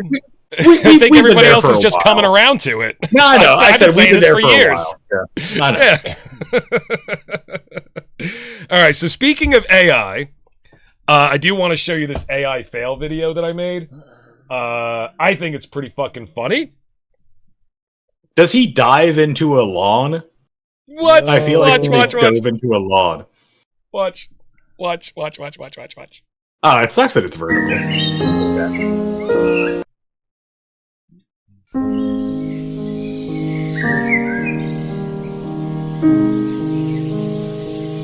Is that Voldemort?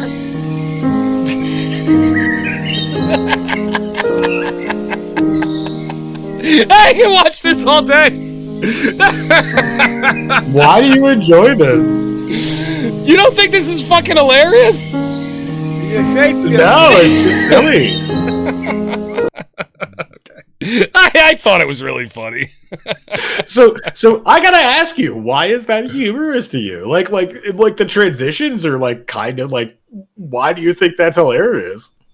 Because I know what my intention was creating the video, and so then tell the story. So you've got a story in your head that's funny. You have to be a storyteller. I was trying to create a video that I can create automatically to advertise my website. So I'm experimenting with the AI to get this video. What was the prompt? Because I'm assuming that that's what makes this funny.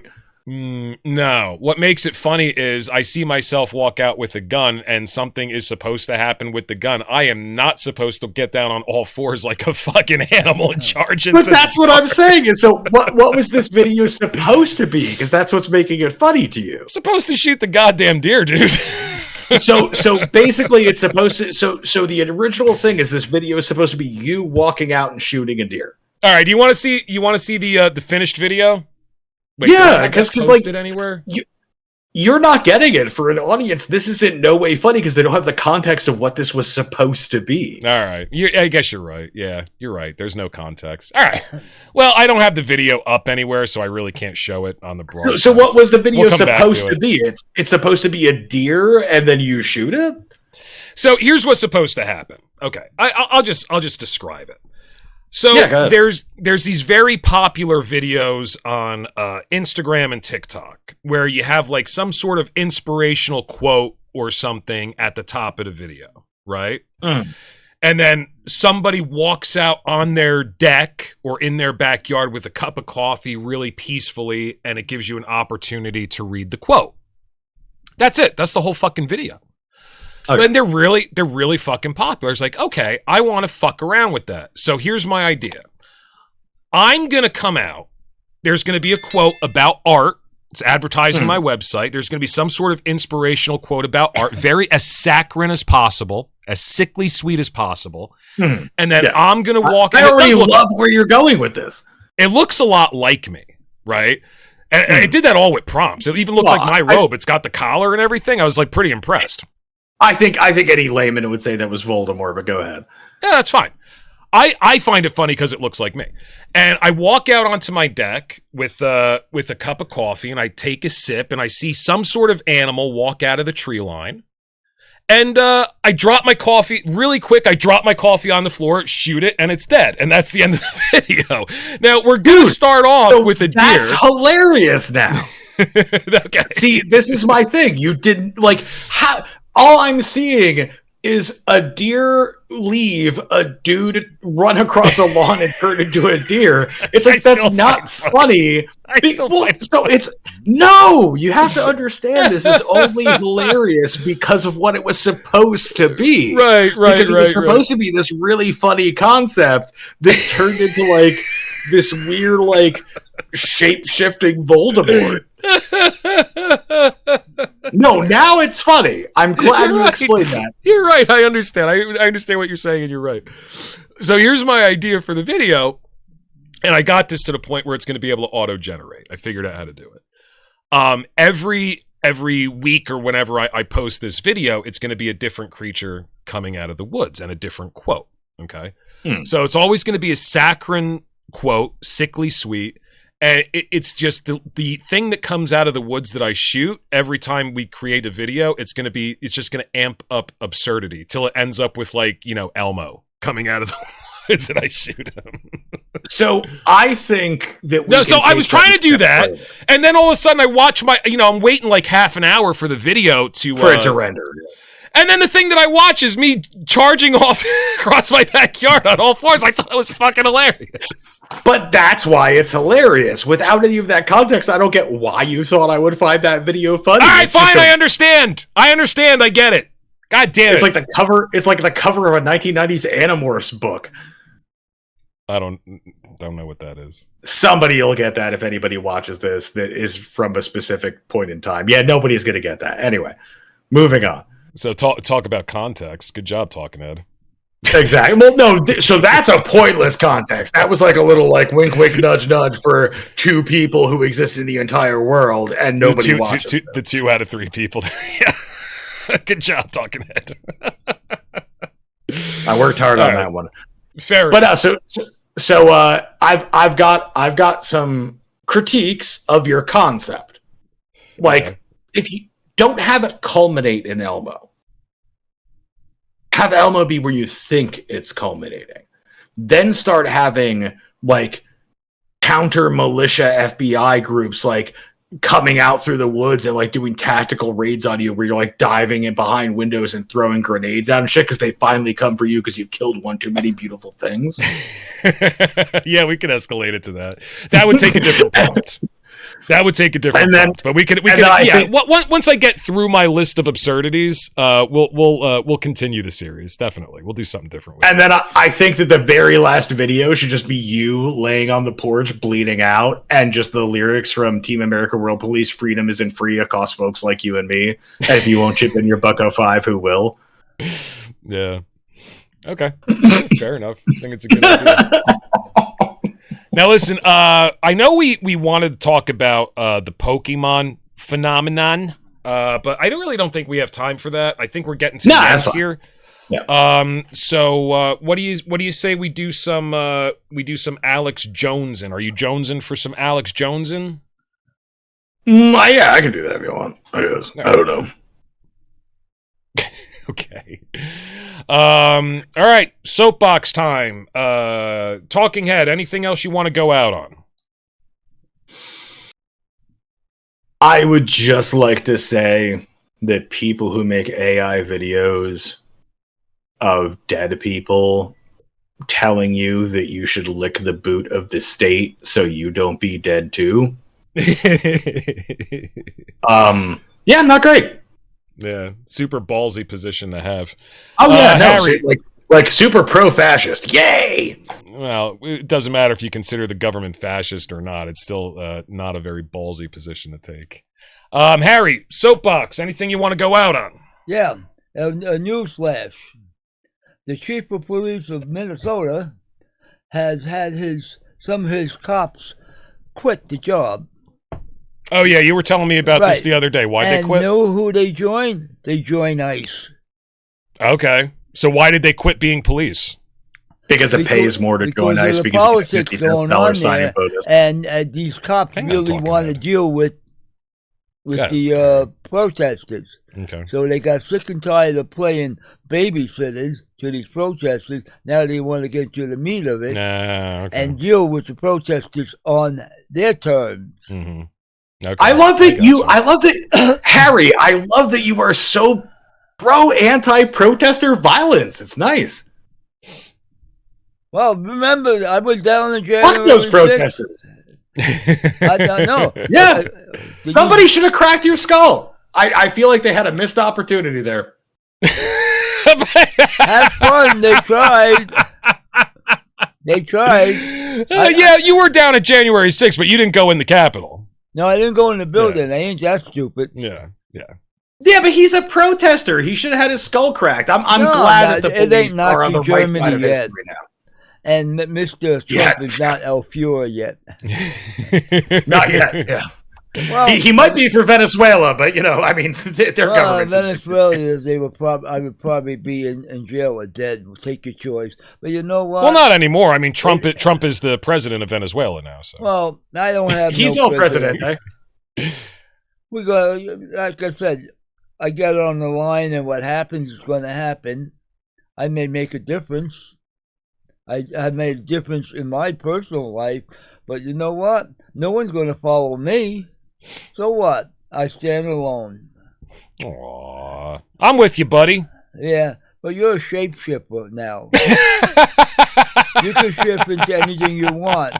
We'll turn you into Barney the purple dragon on the children's show. Yes, I have gained a new superpower, which makes me even less trustworthy than I was before. Yes, very true. Oh, well, that's frightening. Mm-hmm. All right. Ladies and gentlemen, we are about to return with Alex Jones and the InfoWars.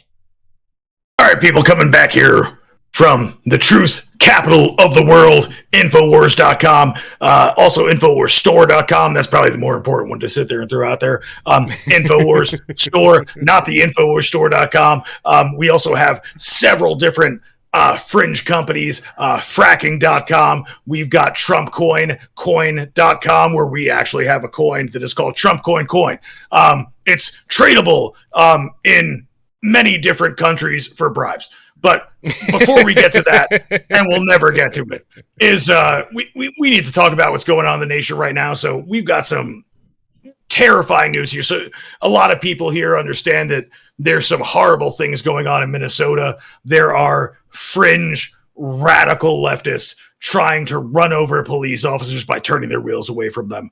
All of that horrifying, but really the real news is that visitors fail to solve the mystery of dancing hose.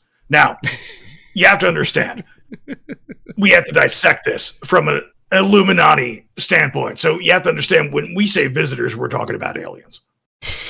And when the Greys come down here, and so here's the whole thing, like they think they're going to be unifying. They're not black, they're white, they're gray. No, they're strangers, they're foreigners, they're illegal aliens. They are trespassers in this country. And when this is how you tell them apart from regular human beings like you, me, Jose. Well, I mean, Jose honestly needs to go back to where he came from, but John. So when you can tell that they sit there and they fail to solve the mystery of the dancing hose, there's no mystery to the dancing hose. They dance because they're hose. If a visitor can't understand that, you can tell they're an alien. And if you swing back and forth on a wall without any apparent reason, there's an apparent reason, because they want to be a parent. So get in there and take care of it. Moving on. So the Argus, Sussex's only daily newspaper, or so they claim. Now, I'm going to tell you right here, I'm not even going to go into the headline. We're going to sit there and have to dissect this. The Argus, really? The Argus is the only daily newspaper in Sussex. Do you have any idea how large Sussex is? No, of course I don't. It's not in America. Moving on. Dinosaur spotted in Pavilion Gardens. Now, I don't know what Joe Biden was doing in the Pavilion Gardens. But the fact that he was spotted by the Argus, which is Sussex's only daily paper, just shows that you need to donate to InfoWars more, because they've only got one daily paper.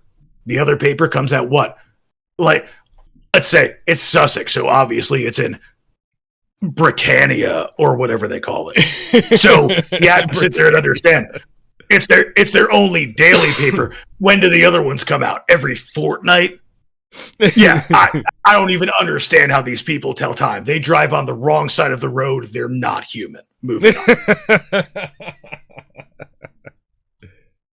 So apparently PMW hip hop, which I got to tell you, I'm a big fan of this publication. I have no idea who they are, but the fact that they are into hip hop and reporting the news makes me feel like I can say I have a black friend, and that's very useful in litigation. So, 53-year-old man arrested after kicking a 6-year-old girl because she picked up his Chuck E. Cheese tokens. Now I'm going to tell you, This man was absolutely in the right. There she was, sitting in her pedal car. She had her wheel turned all the way to the right, but he couldn't see that. He felt threatened. So he just sat there and reached down and just grabbed the Chuck E. Cheese tokens right out of her overalls. Just reached into the window and just snatched them out. And then sat there and was just fucking bitch, were the last words that he said after she sped off and crashed into a whack-a-mole machine. We've all seen the video. It's a somber day in America. I'm glad that this man has recovered from his internal bleeding. Moving on. Oh, my God. Well, Harry, today we have, Alex, today we have a new supplement to sell at Infowars.com. It's called Inflatiarchy. All right, so what you have to understand about the supplement is that it's the only thing that we have that will stop inflation while causing inflation. Let me tell you how it works. So, you know that the Biden economy has destroyed everything about our nation. America is in a giant pit of doom. And it got there because this old man used a mechanical pen to the point where Donald Trump actually, in his Hall of Presidents, has a photo of a mechanical device and has it labeled as Joe Biden. That's awesome. That is the literal truth. This is a thing. It actually exists. Donald Trump decided to make a Hall of Presidents in the White House, and he wrote all the plaques for it. There's 3 of them under Obama, and he's the only one who they say his middle name because it's Hussein, and you know what that means. Now, I want to tell you this. There's a picture where it says President Joseph Robinette, if that is your real name, but Trump didn't use it because it doesn't sound Muslim enough, Biden. There's a picture of a pen attached to a machine. Now, Donald Trump has used the machine many times, but the point of the entire thing is that he needed to show that his predecessor was basically an empty seat. Now, when you I'm sorry, what was the name of this bullshit again? The name of the nutraceutical, Alex, is Inflatiarchy. So, Inflatiarchy. So, if you want to join the Inflatiarchy, I'm going to tell you, Joe Biden's inflation, it has sat there and it has caused massive monetary problems for us at InfoWars. And the only way to solve that is by inflating your penis. We're going to turn your dick into an auto pen. It's going to write income by itself. Now, the way that we make this, we actually took Joe Biden's deceased corpse while he was still alive, ground down his bone marrow, and turned it into a fine paste that you inject directly into your anus. And I'm telling you, you'll get results.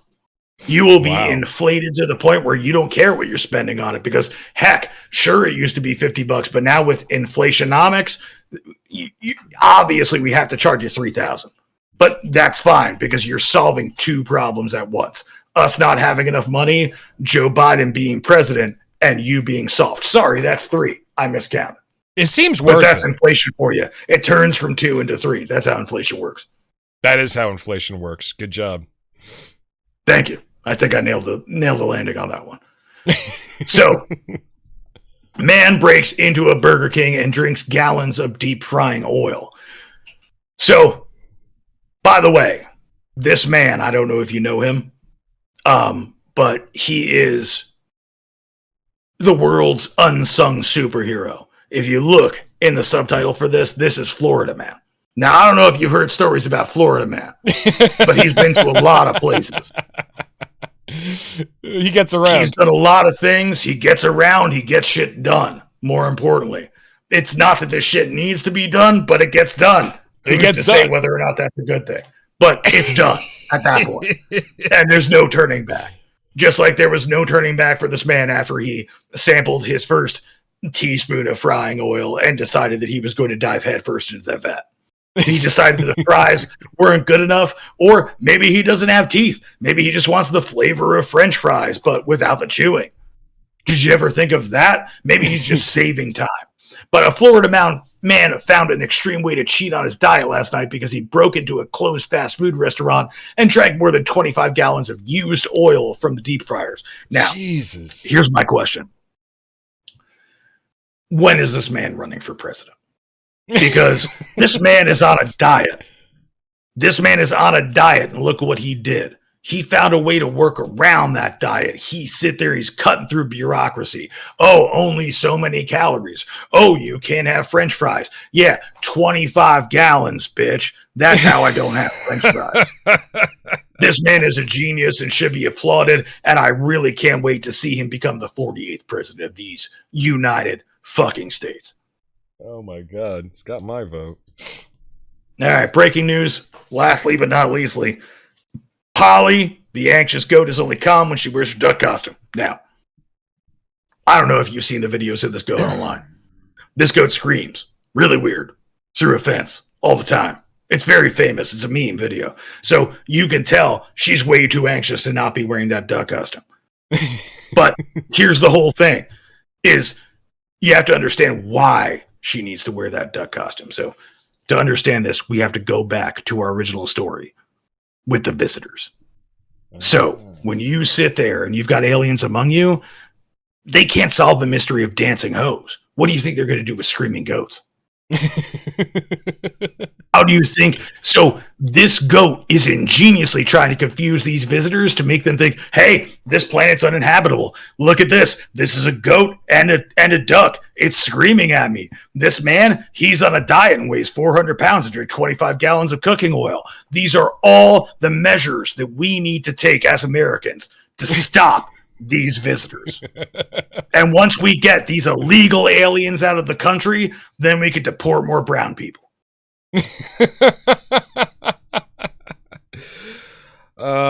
Thank you very much, Alex. I tell you what, that gentleman definitely has my vote.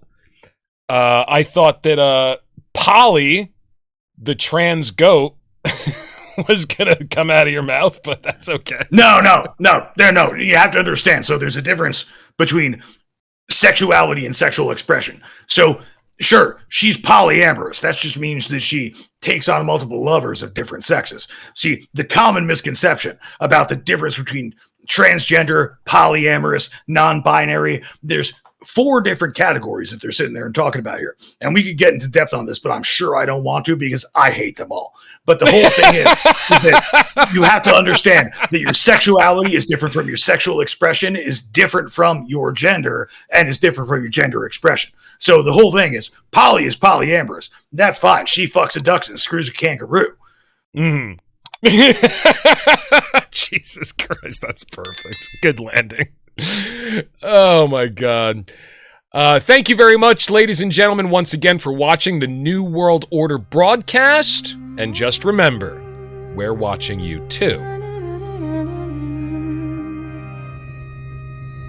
Is watching.